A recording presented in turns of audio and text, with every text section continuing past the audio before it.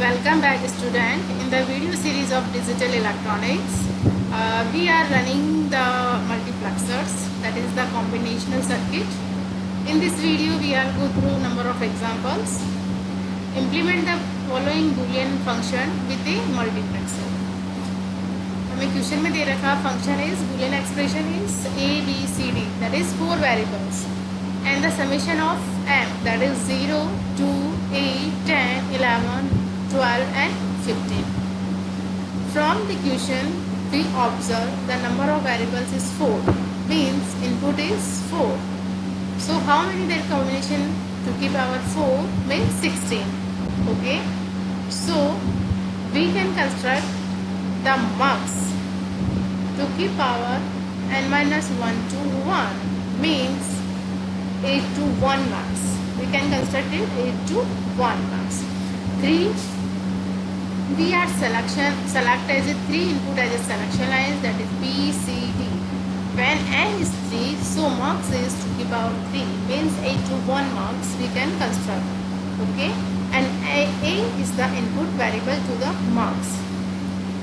Okay, for this, first of all make the truth table, that is the inputs, because it is 8 to 1 mux means 8 input. So I0, I1, I2, I3, I4, I5, I6 and I7. These are the input of these mux. And 3 selection lines S0, S1, S2. They are represented as B, C, D. Okay, this is LSB and this is MSB. And then find out the value of input variable, that is I0, I1, I2. As such, the input variables, that is A, so input will be A bar, 0 or 1. Okay, what is the procedure for this? First of all, we write the table 4 variables, that is 4 digit, 0 to 50, 0 0 0 0 for 0, 0 0 0 1 for 1 and so on. 15 means 1 1 1 1.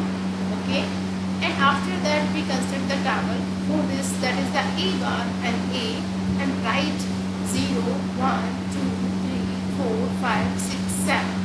These are A bar, means we write A B C D and write 0 0 0 0 0 0 0 1 0 0 1 0 and so on.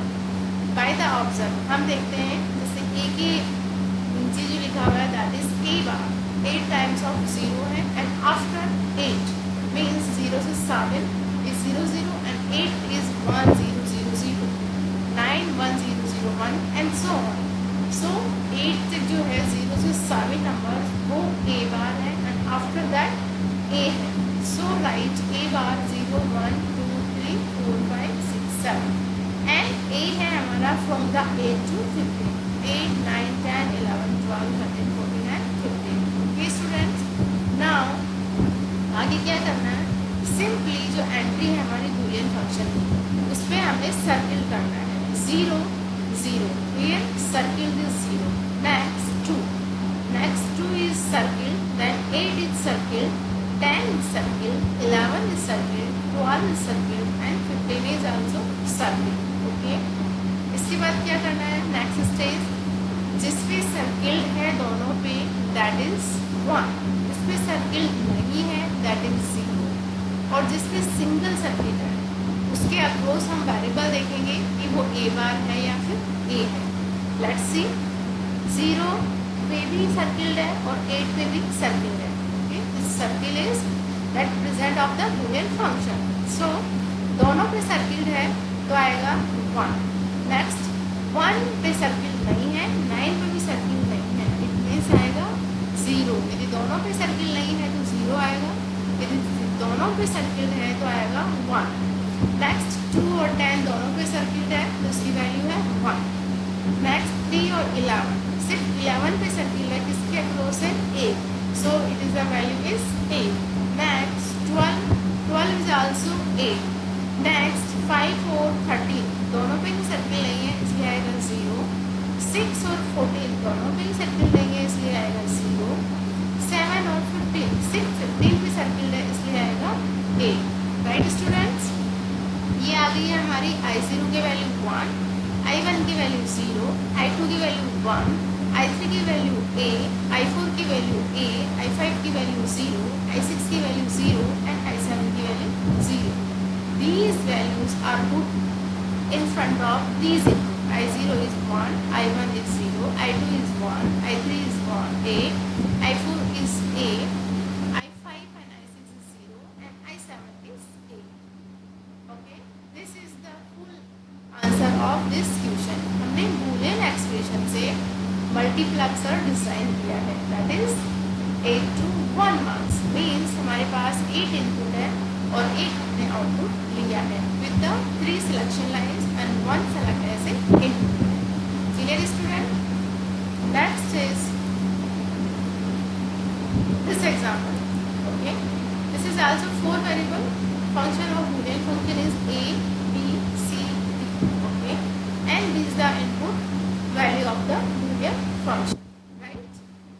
Clear student? In this variable actually selection lines हम पे depend करता है, हमें किसे select करना है और किसे नहीं. तो हमने एज ए सिलेक्शन लाइन लिया है a, b, c और d को लिया है एज इनपुट. ओके, हमें इसमें d फाइंड आउट करना है, राइट स्टूडेंट? d की वैल्यू फाइंड आउट करना है. 4 वेरिएबल्स है तो जाएगा 0 से 15 में 16 variable. Okay, the 4 variables and the selection lines is A, B, C and we find the value of D.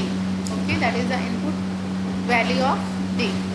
Same process है, A, B, C, D. हमें लिखना है बाइनरी 4 डिजिट्स में 0 से 15. 0 0 0 0 4 0 0 0 0 1 4 1 0 0 1 2 2 so on to 15. That is 1 1 1. Okay, हमें क्या check करना है? D को. D हमारा क्या आ रहा है? ओके, जब 0 लिखते हैं तो D इज 0 0 0 0 मीन्स 0 आ रहा है, दैट इज D बार आ रहा है. फिर 1 के लिए 0 0 0 1 मीन्स 1 आ रहा है. फिर 0 0 1 0 फिर वापस 0 आ रहा है. 3 के लिए 0 0 1 1 सो ऑन. ठीक है, उस प्रोसेस से हमें D की वैल्यू लिखनी है इस टेबल में. ओके, वही 3 सिलेक्शन लाइन्स है तो 8 इनपुट होंगे. I0, I1, I2, I3, I4, I5, I6 and I7. That is 0 से 7, that is 8 input. ठीक है, find out the value of D. Okay, so हमें निकालना है I0 हमारा 0 है बट I1 हमारा ये D बार है तो हमारा ये D है. फिर D बार है, फिर D है. ओके, फिर 4 यहाँ है, 5 6 7 8 9 10 11 12 13 14 15. जब आप टेबल बनाएंगे 0 से 15 तक उसे लिखेंगे A B C D. जब D की लाइन को D की जो हमारा कॉलम है उसे चेकआउट करेंगे तो क्या कर रहा है? 0 हो रहा है, फिर 1 0 1 0 1. इसलिए हम यहाँ पे लिखेंगे 0 1. 0 मीन्स D बार और 1 मीन्स D. सो 0 D बार है, फिर 1 है, फिर 2 है, 3 है. इसलिए इस तरह से जिग-जैग चलेगा, राइट? अब हमें लास्ट में इसमें क्या करनी है? सर्किट करना है जो हमारी वेरिएबल्स दे रखे हैं. 1 2 6 7 1 2 6 7 फिर 9 है, 11 है, 12 है, 14 है, 15 है. सेम मेथड फॉलो करना है. यदि दोनों पे बार है तो 1 आएगा, दोनों पे सर्किल है तो 1 आएगा, दोनों पे सर्किल नहीं है तो 0 आएगा.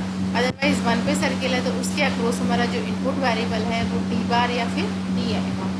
फर्स्ट में देखिए यहाँ पे 0 पे सर्किल नहीं है, 1 पे सर्किल है तो यहाँ पे आ गया D.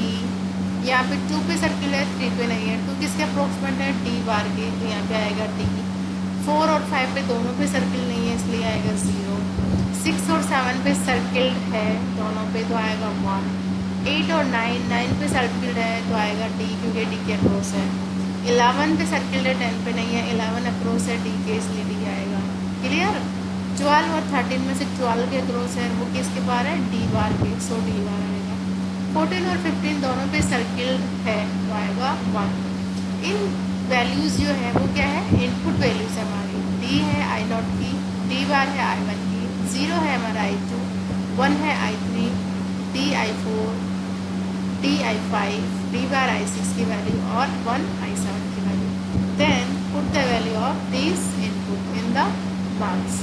Clear student? I hope it is very clear. बहुत ईजी है, सिर्फ अपन को लॉजिक समझना है, रटना नहीं है. कि ये जिग आएगा या 4 के बाद जैसे चलेगा 0 1 2 3 फिर रेट आएगा, ऐसा नहीं। हमें सिंपली टेबल लिखनी है, जितने भी वेरिएबल्स हैं उसे कॉम्बिनेशन है। 3 वेरिएबल्स है तो 2 की पावर 3 8 कॉम्बिनेशन की टेबल लिख दीजिए, 0 से स्टार्ट होता है। यदि 4 कॉम्बिनेशन है तो 2 की पावर 4 यानी 16 0 से 15 तक का कॉम्बिनेशन लिख दीजिए। उसके ऊपर इनपुट वेरिएबल्स लिख दीजिए A B C D। Next हमें फिर जो भी variable as a input variable लेना है उसको देखना है कि वो ए बार हो रहा है या ए आ रहा है, यानी कॉम्प्लीमेंटेड फॉर्म है या फिर अनकॉम्प्लीमेंटेड फॉर्म है। ये टेबल बहुत इजी है, इसे रखने की ज़रूरत नहीं है students, be careful.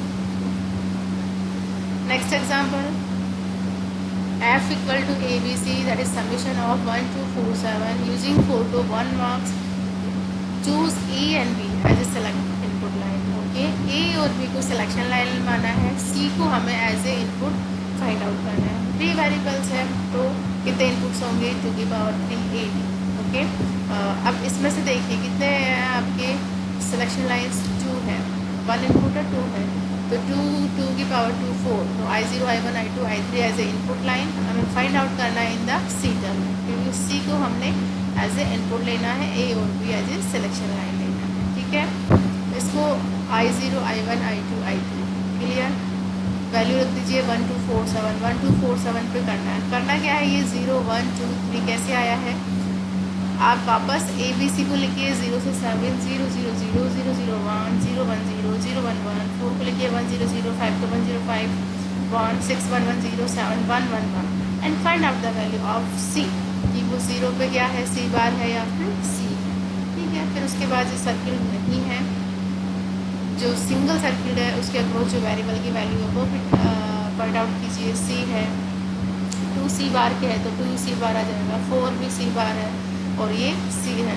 Put the values of marks, बहुत इजी है, बस आपको इसकी प्रैक्टिस करनी है, प्रैक्टिस जितनी प्रैक्टिस करोगे उतना ही आ जाएगा। Okay, A B C D है, अब यूजिंग है, अब एक तो ये है आपकी SOP फॉर्म वो तो वो निकालनी है, यदि डोंट केयर है तो डोंट केयर को भी यूज़ करके हमें मार्क्स निकालना है। डोंट केयर को कब यूज़ करना है स्टूडेंट्स, लाइक देखिए A B C D 4 variable है, इसके अंदर ये हमारी मिन टर्म्स है, बट डोंट केयर के अंदर भी दे रखा है। डोंट केयर को यूज़ करना है यदि एक भी सर्किल है और डोंट केयर में वेरिएबल प्रेजेंट है तो उस वेरिएबल पे हमें सर्किल करना है, क्योंकि सर्किल करने पे यदि वहाँ पर सर्किल हो जाता है उसकी वैल्यू 1 हो जाएगी, और 1 is use to any value that is a तो हमें वहाँ यूज़ करनी है जहाँ पे दोनों एक पे हो रहा है, दूसरे पे उसको यूज़ करने पे वो सर्किल हो जाता है। राइट, देखिए यहाँ पे 3 है हमारी सिलेक्शन लाइन्स, एक हमने एज ए इनपुट लाइन लिया है, I0 I1 I2 I3 I4 I5 I6 I7 that is input variables. Then find out 0 पे है, 2 पे है, 3 पे है, देन 6 पे है, 8 पे है, 10 11 12 13 14 with including this dot care. 3 को भी लिया है हमने, ये रहा 3, 8 को भी लिया है और 14 को भी लिया है। राइट, अब देखिए हमने 8 को सर्किल किया था, ठीक है, यदि नहीं करते डॉट केयर नहीं लेता तो इसका आंसर आता ए बार, क्योंकि सिर्फ 0 पे सर्किल होता, लेकिन ए जो 8 था वो क्या डॉट केयर था, लेने से क्या हो गया, इसकी वैल्यू सिंगल 1 और 1 is very easy to feed to any input device. ठीक है, यहाँ पे 1 और 9 है दोनों पे नहीं है तो इसका आउटपुट आ गया 0। 2 और 3 पे है सर्किल, ठीक है, क्योंकि 3 क्या है डॉट केयर है, तो 2 और 10 पे है, सॉरी 2 और 10 पे तो 1 आ गया, 3 और 11 पे है तो this also this 3 dot care. Okay, and also 14 6 पे था, 14 पे हमने डॉट केयर यूज़ कर लिया, it means 1, it is easy. तो हमने 3 चीज़ें 3 डॉट केयर की वजह से यदि इसको इंक्लूड कर लेते हैं डॉट केयर से, तो हमारा जो इनपुट है वो ए और ए बार की बजाय क्या आया है 1 आया है। So is very easy to design a marks. Okay students, many examples given in the textbook, क्योंकि यदि वो SOP form first we convert SOP form from POS, यदि POS फॉर्म में दे रखा है that is pi of m, pi of m is post form, तो हमें पहले इसकी SOP फॉर्म फाइंड आउट करनी है। ओके, जो रिमेनिंग वेरिएबल्स है दैट इज SOP फॉर्म। अब यहाँ से सेम क्वेश्चन जैसे कि हम करते हैं वैसा ही एग्जाम्पल करना, ठीक है। 3 variables as a selection lines, 1 is input line and the feed and the circle and write the input of variables. Okay students.